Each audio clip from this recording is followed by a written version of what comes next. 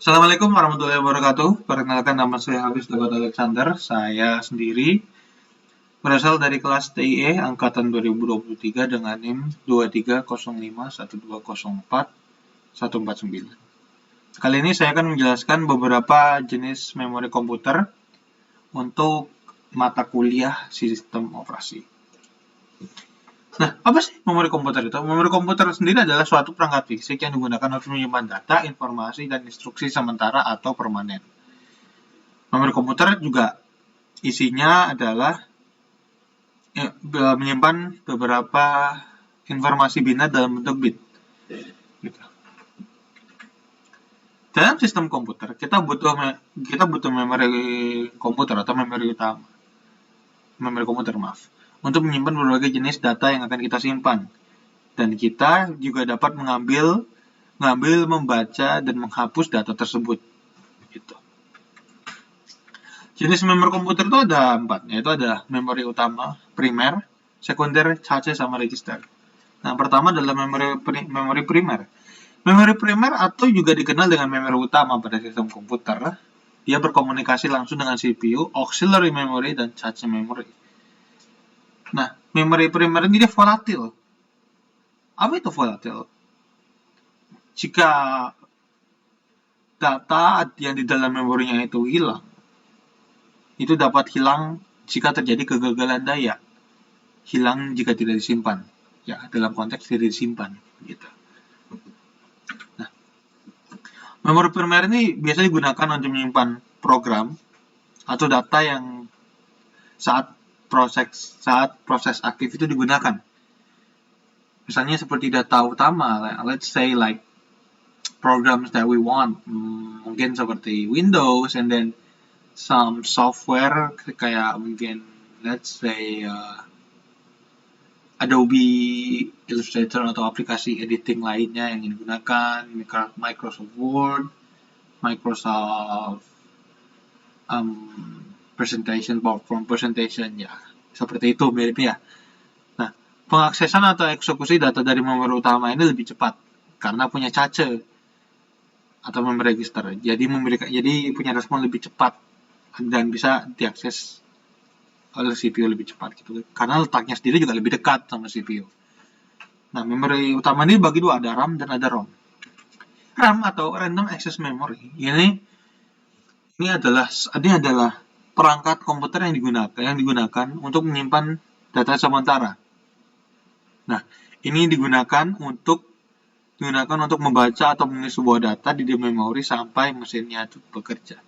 Seperti sifat umum dari memori utama, RAM itu volatil. Jadi kalau kita matikan langsung secara paksa tanpa kita simpan dulu datanya, tentu akan menghilangkan data yang sedang berjalan saat itu. RAM sendiri punya dua jenis, ada DRAM dan SRAM. DRAM itu dia Dynamic Random Access Memory. Dia ini jenis RAM yang lebih dinamis. Jadi dia bisa menyimpan banyak data, lebih banyak daripada chip SRAM. Nah, tapi karena memang menyimpan informasi yang banyak, dia butuh kapasitor yang terus-menerus diperbaharui. Jadi dia sendiri nggak stabil gitu. Nah, untuk SRAM dia static random access memory. Ini penyimpanan data yang statis dalam memori, jadi penyimpanan ini aktif walaupun sistem itu mati, sistem itu jatuh daya gitu. Tapi tetap data akan hilang jika terjadi kegagalan daya. Nah, selanjutnya ada ROM atau Read Only Memory. Jadi perangkat ini sesuai namanya itu hanya dapat membaca informasi atau data yang tersimpan dalam memori itu sesuai namanya. Nah, ROM ini sendiri dia sebenarnya bisa menyimpan secara permanen gitu, menyimpan data secara permanen. Nah, khususnya untuk ROM, jadi sifatnya non-volatile. Nah, apa itu non-volatile? Ya, kebalikan di awal tadi. Artinya informasi yang disimpan tidak dapat dihilangkan bahkan ketika daya dimatikan atau sistem dimatikan. ROM ini ada 5, ada MROM, Mass Read Only Memory, PROM atau Programmable Read Memory, EPROM, Erasable and Programmable Read Only Memory, EEPROM atau Electrically Erasable Programmable Read Only Memory, dan Flash ROM. Lalu ke memori sekunder. Memori sekunder ini penyimpanan data permanen yang jumlahnya besar. Memori sekunder ini biasa dilihat dengan sebagai memori sekunder atau memori eksternal. Contohnya hard drive yang sering kita pakai, USB drive atau CD, flash drive, seperti itu. Nah, keuntungannya dari memori sekunder ini dia murah, tapi sayangnya dia lebih lambat dari memori utama tadi. Nah, perangkat memori sekunder juga termasuk beberapa, yaitu disk magnetik atau yang kayak hard disk dan floppy disk. Dan juga optical disk seperti CD dan CD-ROM. Gitu. Nah, karakteristiknya ada banyak. Yang pertama, dia tuh lebih lambat dari memori primer, terus sifatnya non-volatile, lalu dapat menyimpan data secara besar dengan ukuran yang sangat besar, dan tidak dapat hilang karena non-volatile juga. Jenis pertama ada hard disk.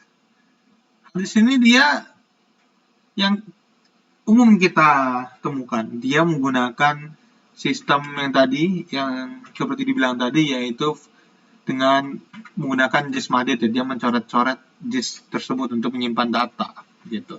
Ini sifatnya non-volatile, jadi penyimpanan tetap ada disimpan walaupun sistem mati atau terjadi kehilangan daya. Yang kedua ada floppy disk atau disket. Ini yang paling awal ada sebelum hard disk ada malah. Ini penyimpanan sekunder dari yang memiliki lapisan magnetik disk yang sangat tipis dan fleksibel, dan ini bisa digunakan untuk menyimpan data. Ini jadi penyimpanan data portable tertua yang pernah ada, yang dulu ini dapat menyimpan data yang sangat kecil namun sangat besar dulu pada zamannya, itu 1,44 MB. Sangat kecil itu untuk ukuran sekarang ya. Yang kedua yang ketiga ada compact disk atau CD yang biasa kita pakai, kita temui di mana-mana. Nah, CD ini dia memakai disk optik sama seperti hard disk tadi. Nah, ini dapat menyimpan banyak barang data kayak audio, video, file backup atau bahkan OS. Ini bisa disimpan di compact disk untuk diinstal ke sistem komputer yang baru gitu. Nah, ini ukurannya lumayan kecil, lebarnya hanya 1,2 mm, tingginya itu sekitar 15 cm ya. Dari sini, dari atas ke bawah 12 cm, dan ini ukurannya sampai 783 MB. Nah, dengan menulis artinya seperti apa? Dengan menggunakan sinar laser. Nah, ini yang kedua ada DVD. DVD ini apa? DVD ini dia mirip seperti CD. Dia menggunakan cakram optik. Dia menggunakan cakram optik untuk penyimpanan datanya. Ini ada DVD sendiri, ada singkatan dari Digital Video Display atau Digital Versatile Disc. Ini memiliki ukuran yang sama seperti CD, tapi dia punya kapasitas yang lebih besar daripada CD tadi. DVD ini bisa memuat berbagai format data, audio, video, gambar, perangkat lunak, sistem operasi, dan lain-lainnya. Mirip seperti tadi. Bahkan bisa menyimpan game. Ini DVD-ROM atau CD-ROM itu sendiri, bahkan itu sering ditemui banyak dulu pengguna PS. Kalau saya kan dulu seringnya main PS2. Saya banyak menemui CD-ROM dan DVD-ROM gitu. Ya, karena memang untuk basis game sendiri dia tidak dapat diedit, hanya dapat dibaca saja. Makanya dia menggunakan basis CD-ROM atau DVD-ROM gitu. Nah, ini ada Blu-ray disc atau BD. Blu-ray ini adalah penyimpanan yang unik. Dia tetap menggunakan cakram optik dan punya ukuran yang besar. Ini khususnya untuk menyimpan rekaman video definisi tinggi. Ya, seperti yang saya bilang tadi, ini lebih besar dibandingkan dengan CD atau DVD tadi. Ini ukurannya bisa menyediakan 28 GB. Jika CD hanya 300 MB dan DVD hanya 8 GB, Blu-ray disc dapat menyimpan 28 GB ruang untuk data. Yang terakhir ada pendrive. Pendrive ini mirip seperti yang lain, dia perangkat portable yang dapat menyimpan data secara permanen. Atau pendrive ini lebih kita sebut sebagai flash drive, USB flash drive, yang sering kita temui untuk kita pakai untuk ngeprint biasanya. Kita ngeprint data, mungkin disuruh orang tua pergi ke fotokopi terdekat nih, print. Filenya ada di USB flash drive, tapi sekarang udah pakai WA ya, nggak pakai flash disk lagi.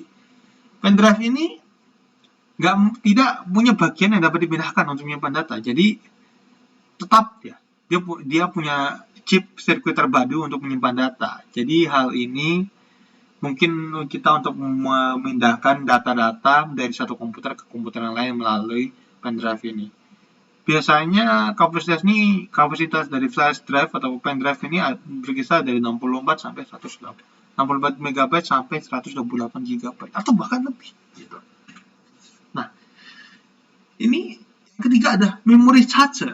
Cache ini apa? Cache-nya seperti awal tadi saya jelaskan tadi. Cache adalah memori komputer berbasis chip yang ukurannya kecil dan terletak di antara CPU dan memori utama. Inilah memori yang mempercepat akses CPU ke memori utama, begitu. Memori jenis ini lebih cepat dan berkinerja tinggi untuk meningkatkan kinerja CPU. Memori cache ini menyimpan semua data dan instruksi yang sering digunakan oleh CPU pada komputer. Jadi untuk akses kemana-mana dia lebih efisien dan lebih cepat, begitu. Nah, hal ini juga mengurangi waktu akses data dari memori utama. Jadi cache itu mempercepat akses data dari CPU untuk membaca atau mengubah data-data di memori utama. Karena itulah si cache ini lebih cepat dari memori utama. Atau bahkan ya lebih sering disebut dengan memori CPU karena ya dekat banget sama CPU lokasinya. Cache-nya ada banyak, dari tingkatan cache-nya ada L1 sampai L3. L1 cache ini dikenal sebagai cache onboard atau internal atau primer. Ini cache ini ada dibangun oleh CPU itu sendiri dan dibuat untuk CPU itu juga. Kecepatannya sangat tinggi dan ukurannya bersekitar 8 KB sampai 128 KB. Nah, level kedua itu L2 cache. Ini cache yang eksternal atau sekunder dan membutuhkan waktu akses yang cepat untuk menyimpan data sementara. L2 ini dibangun ke dalam chip terpisah dari motherboard. Jadi dia nggak di dalam CPU seperti level L1 gitu. Jadi dia terpisah gitu. Kalau L1 kan dia udah di dalam CPU, tapi kalau L2 itu di luar CPU, tapi tetap di dalam motherboard. Dia ukurannya ya